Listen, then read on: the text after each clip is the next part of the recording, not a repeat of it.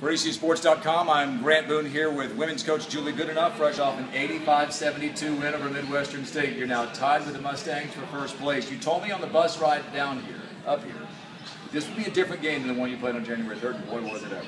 Yeah, we were just really passive in that first game and got ourselves in a bit of a hole with turnovers, and so, I just felt like our work, our practices, getting ready for this game, our players were very confident, and I felt more confident in them too, just in the way that we prepared, and I felt like they believed coming in here that we had a chance to compete and put ourselves in a situation to win this game on the road against a very, very good Midwestern team. And so our players did a great job of executing offensively. We got a lot of early stops, which turned into transition baskets for us, and so I think just game by game, our players are starting to understand how important it is to finish defensive possessions, either force turnovers or get rebounds, and that allows us to get some quick shots in transition. You had 22 turnovers tonight, but maybe for folks who didn't see the game, just a word about how hard it is to play Midwestern. It is. They're a very, very athletic team and play very physical.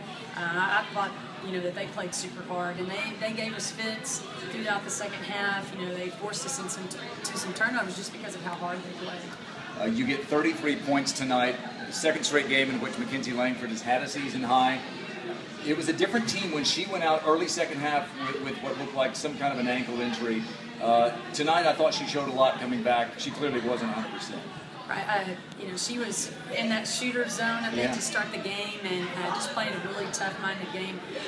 Everybody's going to put a little extra pressure on her because they know she's capable of having a night like this and scoring all the points. So, she just, again, showed a lot of toughness under a lot of pressure. And, we've had a lot of games this year where we have players get hurt and then they're not available the rest of the game. And so I was really proud of her just, fighting through. I know her ankle's probably as big as a softball right now, but she's fought through and came back and helped us finish this game. Stuck her nose in down low to get some rebounds as well when rebounds were becoming tough to come by. Okay, a really cool stat, I think. You guys have lost 4 games all year. That's cool enough, considering we're mid-February.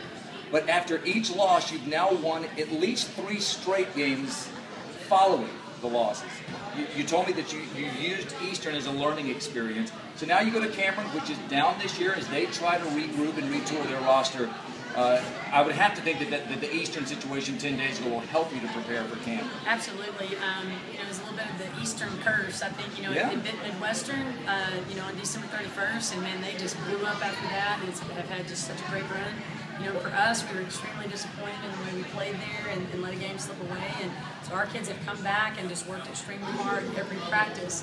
So it was a good learning experience for us. And this was a big win for us tonight, but it won't be any bigger than the win on Saturday. And so, I tell them after every win, celebrate, enjoy it, but be ready to get back to work tomorrow. We've got another game that's very, very important on Saturday. You had some home folks here watching, didn't you? Yes.